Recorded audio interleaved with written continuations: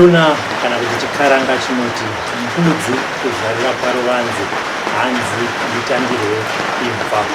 Ukaona amai kana kuti vabereki vasvika pakuti aiwa regai ndinotsvaga rubatsiro nekuti mhuri yangu yatambura, kureva kuti vanenge vashungurudzika uyewo vanenge vaedza zviviri kana zvitatu kuti mhuri yavo ibatsirikane. Mubereki wese ishungu kana kuti ishuviro yekuti aone mwana wake achienda kuchikoro achibudirira mukati meupenyu hwake, asi ukaona mwana achinge akuita serombe zvinoshungurudza mubereki. Vana vakawanda pari zvino vari kuita zvemadrugs, vana vakawanda vari kuswera vachitamba kumabridge kana kuti kunzvimbo dzingatarisirwe nevabereki, asi nyaya yatisvitsa kuno inyaya yatingati iri unique, inyaya yemwana mukomana atambudza kana kuti akaitwa chisoneko zvaita kuti vabereki vati regai titsvagewo rubatsiro. Amai makadini?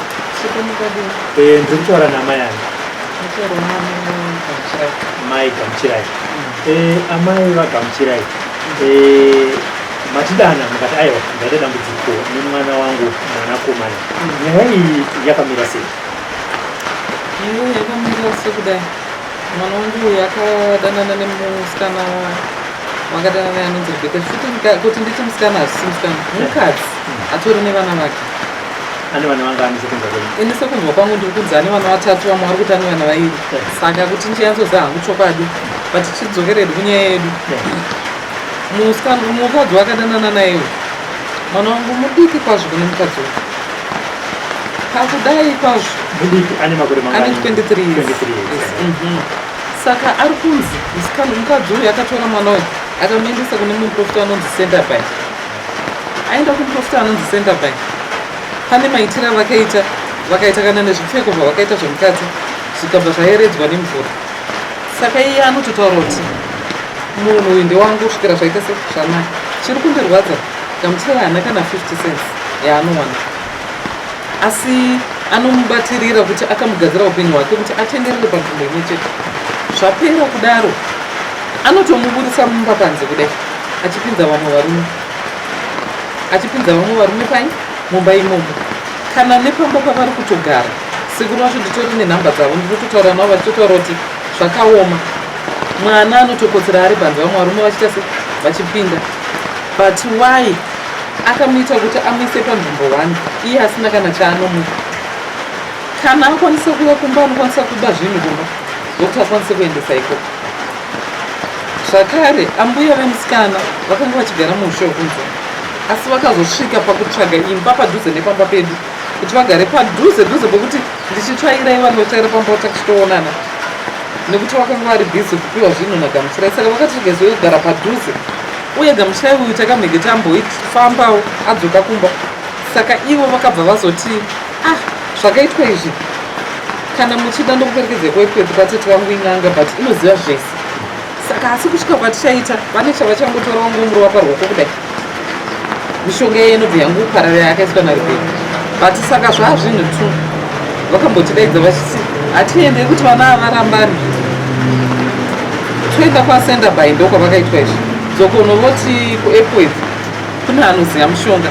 Saka inini ndiri kubatikana nekuti pane kamwana kavakaregretsaisi kakadai kamusikana kakatotaura kuti zvinhu zvavakashandisirwa zvakaeredzwa muna mukuvisi Gamuchirai naRebecca. Ende Rebecca anototaura kuti haana kwaanoenda uyu ndewangu zvachose, asi kana ndakuda vamwe varume vanondipa mari ndinoita sei? Ndinongomuburitsa panze chete. Saka inini mwana wangu hachakwanisa kana akauya kumba zvezvokuti ndamboenda kunobatsirwa samwe akarara, anongoereka nakuti Rebecca umuda mumba usiku kana 12 o'clock kana 1 o'clock obva aenda. Zvinova zvinhu zvakushungurudza kuti adye kana chikafu chacho pamba haachabata. Musi uno takatongonobatsirwawo zvikanzi anouya, ende for sure akauya zvikanzi asi tikuzomuda kuti iye asvike ari iye haanozokwanisa. Auya kumba anongogara 2 minutes mumba, asi nguva huru zhinji anenge akagara mumba, asi hamuna kana chekugarira. Mune gumbeze 1 kumba kwaRebecca, mune gumbeze 1 neri kufuga pamusoro 1. Akagara imomo, haageza, haadye, anouya akaonda kudai achitanzi akatopupura musuno kuti anzi nehando dzake kukuunda kudai 2 minutes dzaubva kunenge wanga wakasimba zvikanzi ndingadvike tsvina iyoyo mutsvina musingatomboita but chaari kutambudzikira handisi kuita sei handisi kuchisiya. Rebecca uyu makamboedza here kutaura naye? Ndakaedza kutaura naye, akatombouya achinyeba kuti ndane nhumbu, akapinda mumba umo akapfugama akadii, mwana akachema akati ndaitisa mukadzi uyu nhumbu. Ndikashaya kuti ndoita sei, ndikavatsvagira imba ndikavapa mari ndikatenda, akati ndoita zvokusika ndichatengesa mukadzi wacho ndichidi. But nguva ndakazofunga ndokunotenga matesti kits ndokumutesta ndokuona asina nhumbu. By then ndakasvifamba pawacho pawakanga wachigara ainge iri noisy chete, kurwa chete, hapana kuwirirana. Kusvikira atidaidza isusu nababa wacho akati inini ndakuita sei, ndida kusiyana naRebecca, asi kundoshawa ndoita sei, ndida kumboenda kumba ndimbonokura. But akangouya akangogara pamba one day alibva angotanga futi kuti Rebecca ndokutiza ndokuenda kuti apa anga kugara pamashopusi Rebecca asina pekugara, vachingoti apavarara kusvikira vazowana baba vevana vakamitisa Rebecca vabva vamupa mari 50 years pakutsvaga imba kwavari kugara. Saka baba vai vari kunetsana futi nemwana wangu vachitotaurira vanhu kuti ndoda kumutsvagira matsotsi akumupondesa nekuti ari kuda mukadzi wandiri kuti dzikama ndikuchengete nevana. Saka zvinhu zvacho zvabva zvandoomera kuti kuna vamwana vatomutaura kuti shova uyu anonzi shova ane mabhizinesi, ari kutaura kuti mwana uyu ndoda kumuita sei, ndoda kumupondesa, kunyatsotaura feyafeya. Saka zvandinetsa kuti ndoita sei, but Rebecca uyu ane vanhu vaakatoudza nambuya vake nasekuru vake vari kutoziva kuti mwana uyu akamuitira zvemishonga achichiva kuti azotora zvinhu zviri pamba pano iye pachake haana chaanaka. But iye Rebecca wacho makamboti maona kuti dambudziko iri riripo, mataura nyaya yekuti ane murume nevana vaviri. Iyo Rebecca anosvika pakuunza vamwe zvimwe zvikomba ati mwana wenyu ari pasi. Makambotaura naye here kuti Rebecca kuti ndikukumbirawo kuti sunungura mwana wangu? Ndakataura naye akatotaura akati mwana wenyu ndakamuramba kare, asi mwana wenyu ndiye akutondinetsa ari kuramba. Ndokuenda kuna sekuru vacho akati inini uyu handichamuda nekuti ndandakuda murume wekuti andichengete, asi hazvichagona, zvakuda kuti tidzokere kuya kwatakaita sei kwatakaenda. Ndopatakadaidzwa nasekuru vacho tichinzi tiende dzokono. Nguva diki vasangana Rebecca vayanakama, Rebecca vaya kutoti tisi kuzofa takarambana, ndichamuda kusvikira ndakutomudira svoko. Saka pakabva panetsa, asi iye akatendenge aenda kunana sekuru vake kuti handichada uye haachabva mumba mangu, nyange ndikawana vamwe varume ande ndichida, iye anenge akangoita sei yanyaya yeche yemishonga iyamanje. But iye akanga ada kusunungura, but dzokono vakangodai manje connection iye inobva yaita sei yati dhuma yakaramba. Imini pane kwamakambofamba muchinotsvaga rubatsiro? Tinokakanda kwatikaita tinotsvaga rubatsiro, asi vaingoita zvaakaitwa zvihombe, dare racho ihombe paakafamba kuhombe kuri kutoda iye kuti auye gamusa yacho naRebecca wacho. Saka hazvigoni kuti Rebecca waye ndimutori, ndinoshaya simba naye kuti ndingamutore sei, asi dai pane hama dzake. Saka hama dzacho dzakanga dzati todzokera ikoko kwazvo chokwachokwa zvakaita sei zvakaitwa, ndokubva aramba Rebecca wacho. Saka idzo hama dzacho dzaRebecca dziri kuona mwana sikana wavo achitambudza gano zvakadaro, vari kuti magumo acho chii kana muchimbotaura navo ivo rubatsiro rwavangakutiwo inini samaita munezviyeni? Aiwa, ndatopinda dambudziko rokutoti nyange munharaunda ndatongo top of the town vari kutofamba vachiti vachakaura mai avo, vari kutozvinetsa vanhu havambofa vakaramba nekuziva zvinhu zvakaitwa zvachikuti hazvife zvakaita sei zvakasunungurwa. Uye mwana wavo mudiki akatoti zvinhu zvacho zvakatoerebwa nemvura. Mwana aitaura mwana wambuya. Saka ivo ana ambuya zvavari kutaura kuti orit zvakaitwa pana gamu zvihombe hazviko zvakabatisika, vanozviziva sei? Asi kudzinga kwavo ndo maitira vanoita varume. Ndatoona kudaro sekuti musi wavakataura vachiti mimi kana muri kuti ndikuperekedze kwekwe kwatete wangu vanoziva mushonga nyange zvemumba kana muchizvida, havana kuda kufunga kuti pane murume wangu futi. Sokuti vakatendenge vakumbira kuti pamunda penyu apa tida kutimba murume wangu akati handiri kuona panapa, munhu anotaura nyaya dzemushonga panapa hatisisitori pasafe site, hapana jurawo, vanogona nguva anytime vachitisira chii, nekuti vakati Rebecca ari kuchiva imba, but pamba iyi hapana zita rani ragamuchirai. saka kuri kuti ivo vari kutoda kutisira mushonga wototi tese tinge tisisipo pano Gamuchira ina Rebecca vagogara pano ko hazviite here kuti vati pakuimbopiwa nhamba dzachete vati vanonzi ndo wacho anoziva nezvemushonga wake imbotaura navo mubvunzo woti pfungwa dzavo dzakamera kana kuvafonera chaiko hazviite here anoita handizivi mandoti vanoda here kundipa asi kuti mimi dai kwangu kunzi munoda kuti mungotaurawo navo sekutaura kwamuri kuita se kwamuri kuita nemi vachipindurawo vega nemuromo wavo maingozvinzwiriwo kuti ichi chokwadi chavakaita se chavakataura rubatsiro rwamuri kuda kana gamu nderwekuti zviite sei ndikuda kuti asunungurwe nekuti mwana ari kutonga rurarama ari mubhodheri haachatofunga kana akauya panapa anokwanisa ukaoita mukana wekumboti vanobatsirwa akauya anokwanisa kutogeza kutodii motoona ari munhukai but akaenda ikoko ageza hadi anogona kuswera kana kuita 1 week akavharirwa mumba iye achibuda achienda kune vamauri panobodzoka gamu ipapo tomboti anomawo munombotaura naye here anenge achiti chii inini samai vake ndinoza nepfungwa dzake muchidzimezva muri kuona kuti zvinenge zvakamira sei anenge anototaura kuti pfungwa dzake dzine dzitomwereke dzine dzisiri panapa kana kutotaura naye pfungwa dzine dziri anenge akatomira negumbo wani zvezvo kuti anenge achitongomhanya kunge munhu ari kuenda basa bati akasvika panzvimbo iyi atogara ara kwakaita kuratidza kuti anafunge kusena isusu patakafonerwa kuti tiende kuSouth Film Gamuchira yanga ati akuda kuuya kuzogara kuno kuchitungwisa nekuti achakwanisa kugara pamba pavo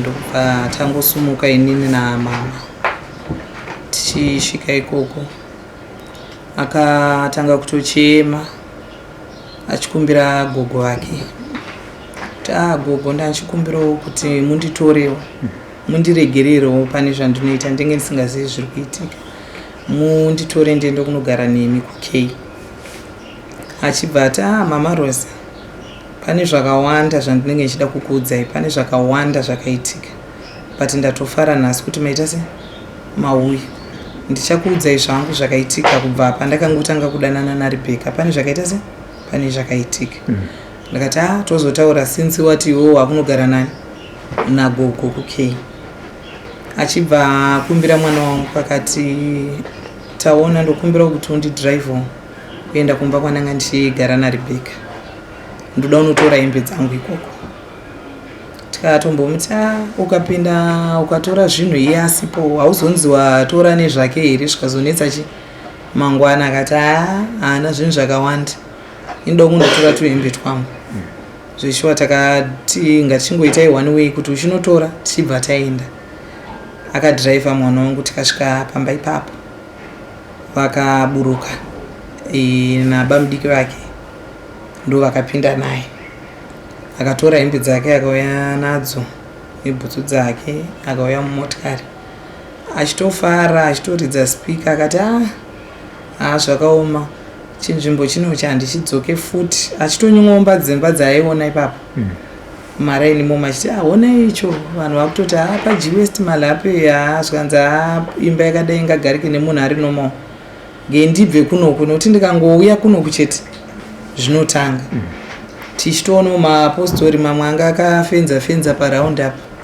achitoti ndikaona zvaoma ndokwanisa kuita kumhanyira ipapo zvakanaka tikasvika kuno kuchitungwisa tikaramba tichitofara tikarara tikamuka tikageza tikarongedza zvinhu zvedu tikati regai seChristmas regai tinogochowo zvedu tichifara zvishuwa takaenda takatanga ari mafaro asi akazongoerekana angotanga kuchinja zvezvekuti unongoona kuti komunhu uyu chese akungonzwa hasha akatanga kunetsana ndofunga nevanhu vanokwana kuita 3 nguva diki taingoona vanhu vaungana atorova munhu tosvika torandutsira pai ndopa tikaona kuti uyu munhu zvaakuita hazvichaita se hazvichaita isusu sezvo kwadoka ngatichirongedzai zvinhu zvedu tiite se tidzokere pakunzi vanhu chikwirai mudzimota tiende ini hangu ndagara zvangu ndada kutodhiraivha ndakazongotasa pasi ndikaona panze amai Tsiga amai vake vari kurohwa mbama, vari kusaidzirwa, vari kuwira pasi. Takuburuka pai tada kubata zvikanzi ndakutonozvidza mudziva. Akabva atanga kumhanya mukoma wake nemumwe mwana wangu naamai Tsiga vakatanga kumuteera kudziva kwaaienda kunozviwidza. Ende for sure akasvika hanzi akasikopinda, haana kuenda kumberi, akasikoti kwekutanga kumadhaka kuya iko kutoti masvikenyu zvinhu zvawachwa zvine madhaka, bhutsu dzake nechi, akazviwidza mumadhaka imomo achibva adhonzwa nemukoma wake achibva adzoka tikati zvapera ngatipinde mumotikari tiende kumba. Akabva futi vadzokera futi kuye akaenda twice achida kunozviwidza. Achidzoka achitanga kutsurwa nasekuru, muri kuita sei vakomana, ngatishiti. Akabva ahedha sekuru baba vamai vake akavasaidzira vakawira pasi. Sekuru apa vakasaidzirwa vakatonodhumwawo amai vake vachibva vadonha futi vese pasi. Ndo pakatanga hondo. Vanhu vari kuda kubata, sezvo tatakawandawo vari kuda kuedza kumubata, hachabatika, kutoita kunge akutopenga. Ndo pandakazomutsa mota ndikati kune mwana wangu mutsa imwe yacho, indomutsa iyo, tafamba tangoti fambei chinhambwe. Tikati munhu akazoonawo ndaakusiyiwa anogona kuzoregera zvaari kuita ozongomhanyira kukwira mumotikari kuti tiende. But takaona kuti hondo iyoyo haisi kuita se, haisi kupera. Akateera bvasi kudzura makiyi imwe mota yangu amhanya futi nawo. Taakunetseka paya. Akabva adzoka paakaskodzoka akaskowira pasi kuti afanika afenda, bva atomboti zii. Asisi wangu ava ndo pavakatanga kuti nai mudai tabatsirwa tagona kumusunga, tandakana naye kumapurisa because ari violent, anogona kuzopedzera paurayiwa munhu. Ende iyewo before akanga ataura mashoko ekuti ndoda kutoti patofiwa, pakasafiwa nehwanika hamuzombofa makaziva kuti chii chiri kuitika, because simba randaanaro ndaane simba rinodarika mese makadai so, hamuna simba fanika randinaro. Ndakandaedza kufonera mapurisa epamakoni, foni dzacho dzaisaita. Ndobva ati muri kutozvinetsa, ndatobata kudhara, hakuna foni ichaita. Kana kuti mukafonera renja ikauya ikanditora, inogona kunditora. Asi kana ndasvika ikoko hakuna nyaya, because ndatosvikako kudhara ndatogadzirisa. Hapana chichamboitika. Chandakuita panapa ndechekuti ndakuuraya mota dzenyu dzese, nekuti vanhu imimi wakashumba muda kupindira nyaya dzekwamwoyo stereki. Ipapo akanga asisina kupfeka, asara nekabhurugwa kemukati, abvisa hembe dzese arasa musango. Takatambudzika. Baba vacho vakabva vagara pasi vachichema nekuti hondo yacho yakanga yanyanya. Vakachema zveshe vakasembera motikari. Iye paakanoti amuke paakanga ari, chaakakwanisa akanga akatsinzinya kudai. Achingomuka akabva asvika achiswoti baba vake chifaiti achivahedha. Baba vachibva vawira pasi. Vawira pasi takaedza kuvamutsa, hapana chavakanga vakuziva kana kunzwa kana kuzungunuka chaiko. Vana vese hanzvadzi dzake vanhu vese vakatanga kuchema. Takafunga kuti vatofa. Bozi ndofunga vakaita like 20 minutes. Mota dzakutonyenyeredza chiti munhu mupenyu here uyu, fonerai ambulance, chiko chaitika apa. Vanhu vakutoda kutomurova iye gamu wacho. Asi takazongozvivhara-vhara nekuti vanhu munongovaziva. Kwakanaka here apo munhu ada kudisciplinwa here uyu, tikati aiwa chichita vhara-vhara tiri paipai. Ndopa tikazosumudza baba wacho tikavaisa mune imwe mota. Ubva tati gamuchirai chipinda mune imwe tichienda kupi? Kumba. Akati tida kuona kuti kumba kwacho munokuenda here. Inini ndinoda Rebecca, handidi kurambidzwa munhu wandinoda inini. Taura kuno so ndingadaenda ndina Rebecca so. Ndobva tangonyarara. Ende akataura mashoko anonyadzisira asingaite achituka inini. Akati ndikwire muchimota chemunhu akadai so ichi. Ndogona kuchipaza-paza ichi, achirova mudenga. Baba wangu akamboedza kumuti aiwa uri kukanganisa usadaro. Zvikanzi mudhara ndokupa 3 months, ukapedza 3 months undibvunza. Iwe uri kutofa. Hazvina kana kuti chii. Iwe ndio munhu uri kutofa iwe. Zvikanzi mubude muno muchatenderera muno kusvikira zvanaka. Zveshuwa takashaya roti. kuda unoti tinoteera chero dzimwe mota dzadziri pamberi pedu taizongona hatichadziona toenda nekumwe kwanga kusingambofambika. Mwana wangu ndopa akazoti chirivhesai mama titange tadzokera kwatanga tiri chaiko chaiko tozonotora statement taiko ndabva tadzokera ndopa tikazotanga kuenda ndopa tikaona road art ndopa tikadzokera ndobva ati tenesai mota dzenyu mudaiso kana madaiso muende nekuright izvozvi tasai kuleft kwenyu kune vanhu vari kurwa so vanhu vese vari mumotikari vakacheuka vakaona kune vanhu vari kutorwa zvesho but zvinhu zvaaitaura akavhara mazisaka akadai ndobva tafamba tangoti zii tabuda tasvika pagedhi motikari yangu iyo yanga iri pamberi yakabva yanyarara vanhu pagedhi vakutoti chii tikati mota haichaita mota haisi kuita kaiti kubatsirei muendechi pasaidi takapushwa zveshuwa nemagadhi akatiisa pasaidi saka vainzwa zvaiitika anga achiri kungopopota achitaura hai ndoda kutouraya munhu chichi panotofiwa chete baba havachaita rombe.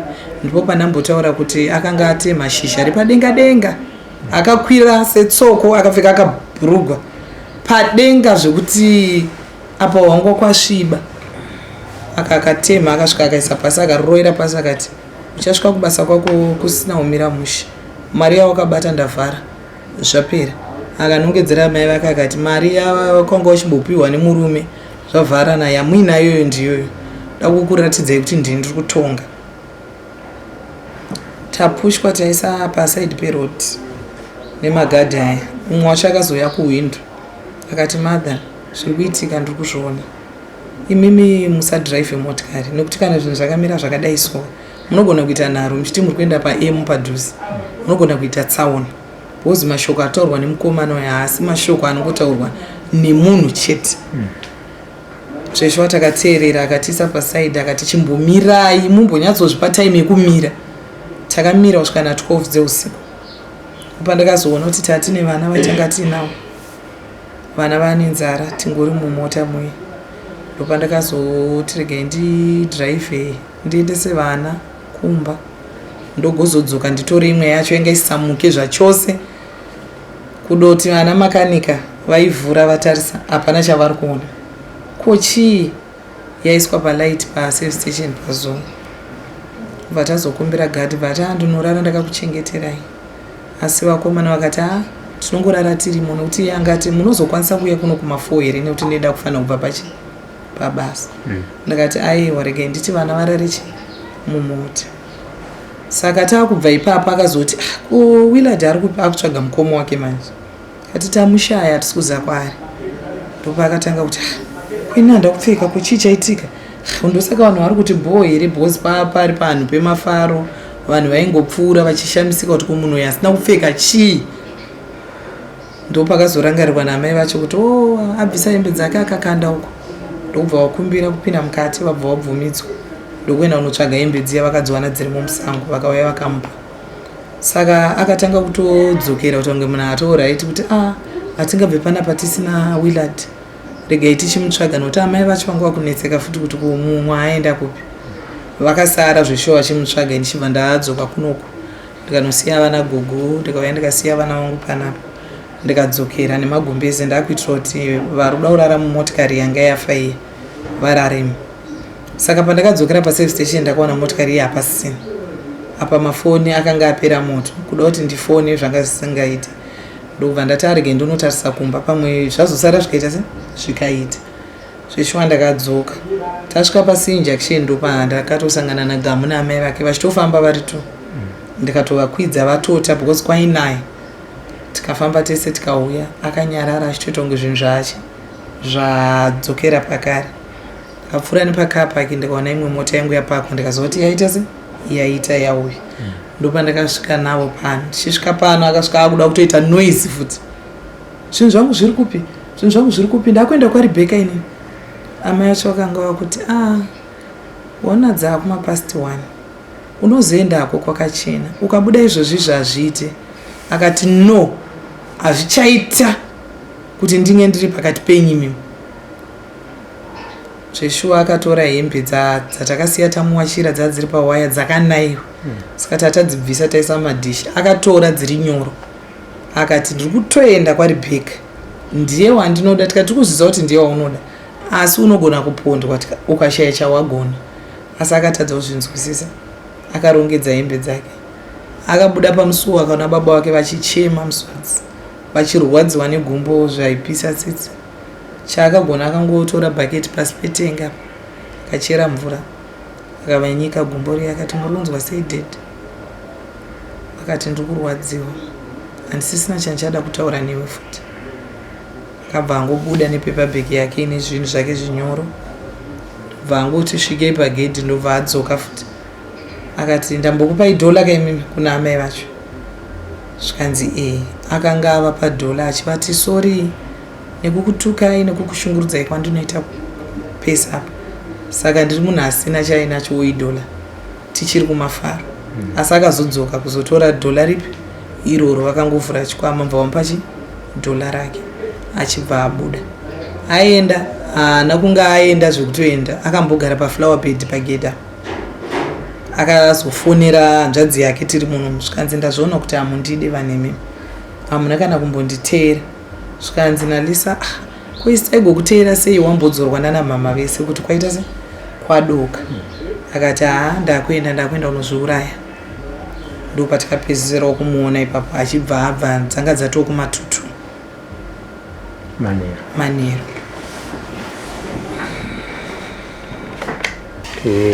Amaita mundima amai vemwana, pane point yandoda kuti muclarify apa. Imi ndimunogara muchiona mwana wenyu mazuva ese tichitaurawo zvataurwa mumashurumu. Vakawanda vanogona kuti vana vemazuva ano vari kutora madrugs, zvinodhaka. Ende zvinodhaka zviya zvinogona kuvaitisa kunge vakupenga sematsananguriro anga achiitwa pekutanga. Imimi ndimubereki wake, ndimunogara naye everyday. Anombosvika here pakuti anotora madrugs akaita sana mutoriro nahistalix zviri kumazuva ano zviri kutorwa nevechidiki? Handisi zvangu sinisanira sipo pambe kwapo fodyiwa nechipo vanoputa, asi izvozvo vanhu vanoputira ari kupi kwaari handingazvirambi. Apa tichitarisa pazvataurwa kunzi akatotorwa akabva kuchitungwiza akarara pano, ndobva maenda naye futi kunogocha. Pane here paangati akambowana mukana wekutora zvinhu zvakaita saizvozvo? Tingori pamwe chete handiti. Saka help yamuri kuda imimisa amai Gamu kuti mwana abatsike ndechi? Ndoita senga ndinotipererwa, asi ndichingokumbira kuti mubatsire Gamu chinokuti ari kutambudzika. Nezuro akaita nguva yekuti akazvirovera pasachirola-rolatswa, zvoti zvaakanga ari paakazi ngaasisina kana hembe, akangoita madhaka yakaita sekumeso kwese. Iye aminga ari mwana wokuti kana dai takakurakidza picha yanga ari, ndikuona saa ari kutambudzika. Kana achimbotodai taonawo vanogona kumununurago ngoitawo sevamwe vana.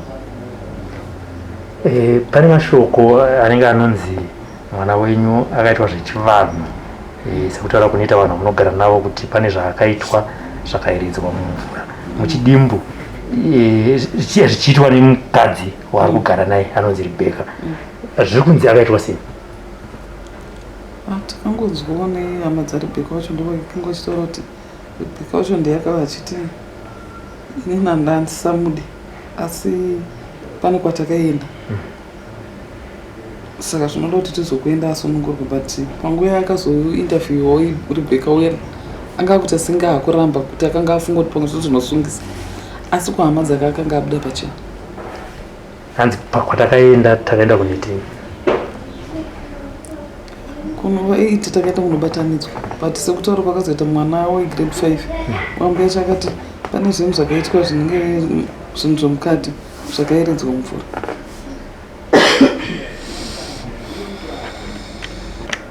Pane patakanga notaura pekuti patakaona mutora ipapo Gamu tichisvika panapa, akatofona, akauya mubedroom mandanga ndiri, akatouya pamagumbezi akafona akaisa paloud, akataura nemusikana wake anonzi Tino, ndizvo. Vachitotaura vese, ane musikana wake waari kutodanana naye. Tino uya akabva amuti ndaenda kuchitungwiza kwamainini wangu chichi taura nemunin'ina wangu kureva mwana wangu. vakataura vese zvichinzi muchauya kuzotoona rinhiko maiguru. Tino akati nini pane nyaya ndoda kuti mundibatsire. Ndakafonerwa naRebecca akanditi kana uchiri kuda life yako siyana naGamuchirai because ndinogona kungokuuraya because inini naGamuchirai hatiparadzaniswe nemumwe munhu. Saka imi hama dzaGamu ndikumbira kuvhunza kuti ndichaenderera mberi here kudanana nani naGamu. Saka akabva anzi nemwana wangu aiwa izvozvo unozouya titese titaure nekuti Gamuchirai yako kutogara kuchitungwisa haachagara kumba kwavo zvekuti naRebecca havachamboonani sekuti Gamu anga ativimbisa kuti achanga achigara naamai vedu kunoko. Zvapera atokata foni Tinosho. Gamuchirai akabva ati inini Tino ndiri kutomuda but challenge yapo ndeyekuti Rebecca ari kutongoramba akandisona sona. Dai mandibatsirawo kuti inini ndiite nezvatino. Tikati tichaedza sezvo wati uchange uri kunoko tichamboedza umbofamba famba newe tichiita se tichikubatsira. Akatoti koma mapurisa aya akambondisunga makauya nawo ekuraundi vakambotaura zvedeliverance kuchechi kwavo hamukwanise kuvabata here kuti vandiite se vandibatsire. Ndikati aiwa nhamba dzavo ndinadzo ndichavaudza kuti vatiudzewo kuti kwavaireva kuchechi kwavo ndekupi. Achitoratidza semunhu atochinja ari kuda kutobatsirwa zvakanyanya. Saka Gamuchirai antoone musikana waari kutodanana naye asi musikana uyu akatothreatenwa. Rebecca akatora foni yaGamu akaunlocka akafonera musikana uya nefoni iyoyo nekuti iye haana foni. Akati ndinotokuuraya kana uchiri kuda kurarama zvekuti hazvisi zvinhu zvekumbonyeba kana kuti chiitina wacho kana akafonerwa akutotyawo but ari kutomudawo Gamu uye Gamu ari kutodawo Tino asi kuti pari kuita challenge iripo.